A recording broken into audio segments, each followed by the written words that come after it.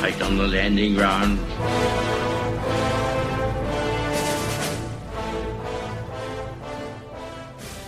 Thank you for joining us. You are listening to A Radio, and this is The Morning Moment. Please click on the follow button on Spreaker.com. Today, I want to talk about yet another attack on the West by Muslim terrorists. Now, because we have draconian anti-free speech laws in Canada, despite the fact that a Canadian was actually murdered this weekend, all I can say is this. I would like you to listen to this interview in its entirety with a Dr. James Mitchell, who was on Fox and Friends this past Sunday, June 4, 2017. That is all I will say, other than this is the exact opposite of what Justin Trudeau is enacting in Canada.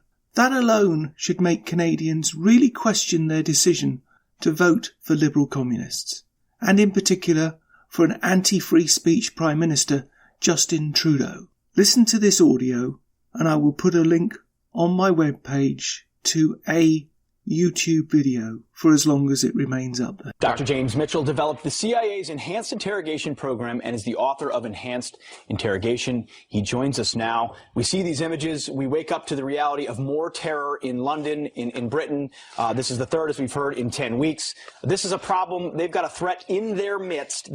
Theresa May says she wants to have an uncomfortable and difficult conversation about radicalism in her country. How do they do it, and how do they confront this, Doctor? Well, the first thing they have to do is stop being politically correct. You know, the hard truth is we know how radical, violent Islamist ideology is spread. It's spread in mosques, in other religious organizations. It's spread in schools and universities and colleges. It's spread by Muslim outreach programs that pretend that they're doing outreach, but in fact are spreading radical ideology. It's spread by groups of friends and meetings. It's spread with contacts that people have overseas, and it's spread by relatives who are extremists themselves, and it's spread on the internet.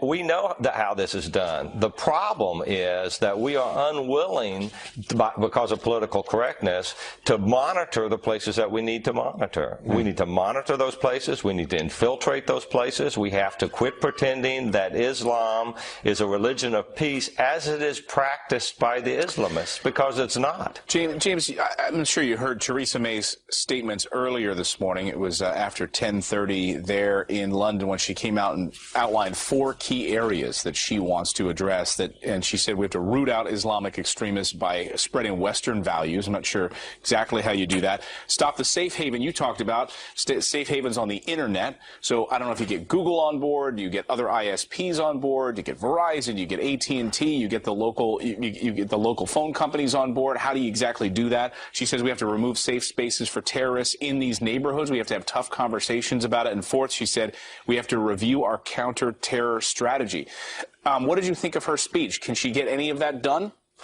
Well, I'd say good luck with spreading Western values. You know, one of the pretenses that we have is that they're just ignorant, that they just don't know what our Western values really are. And my experience from having talked with the senior terrorists that I talked to when I was in as an interrogator for the CIA, when we were having conversations later around radicalization, is that they understand Western values. Yes. They reject them.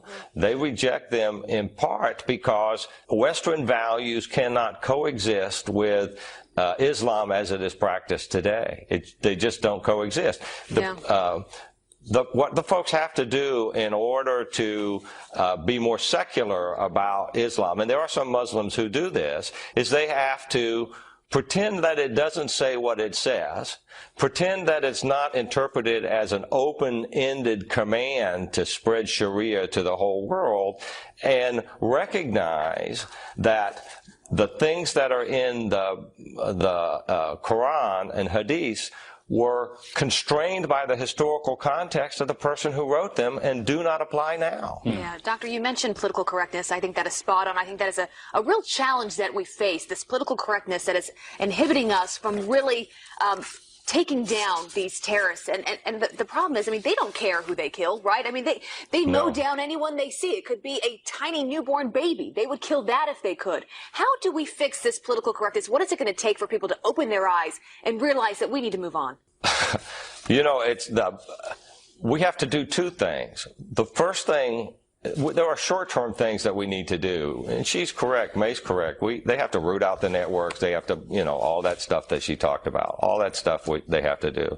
But the other thing they have to do is they have to preemptively stop this from happening by stopping the initial spread of this kind of Islamic ideology. If they don't, all we're doing is playing catch-up. We're reacting to crimes. Khalid Sheikh Mohammed told me, in essence, that our freedom of religion and our tolerance were weapons that his God had placed on earth so that they could defeat us, and that what our religious freedoms would do is allow them to set up the networks they needed to set up, because thoughts are not crimes, ideas are not crimes, interacting with people are not crimes. And so we have to get smarter about where the expression of religious freedom actually becomes a crime, and law enforcement needs to intercede. And to do that, we need good surveillance, and we need the ability to infiltrate these groups that are spreading this radical ideology.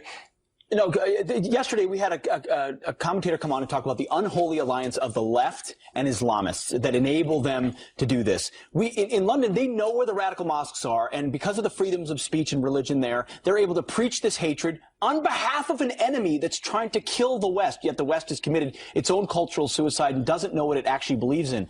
Can they get to a point where we're revoking citizenship or revoking status, deporting folks that are sympathetic to radical Islam or ISIS, so that London can actually clean out this problem that's in its midst? Well, it's going to have to come to that, right? I mean, the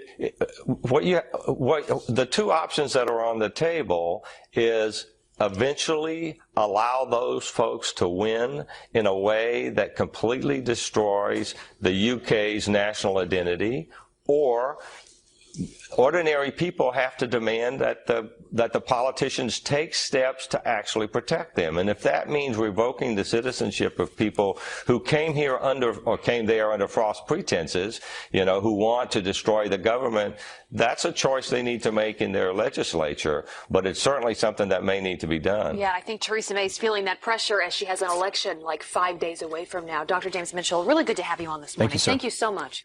Thank you very much. You can find more at aradio.wordpress.com, where you will find links to us on Twitter, Facebook, Instagram, iTunes, Gab, and email. We are continuing to reach out to you, so please pass on the links. Please click on the follow button on Spreaker.com. You can listen to all my morning moments on Spreaker.com under A Radio. That's EHRADIO, A Radio. And please click on the like button. You can find all my podcasts and all my morning moments at aradio.wordpress.com. Click on the Morning Moments tab.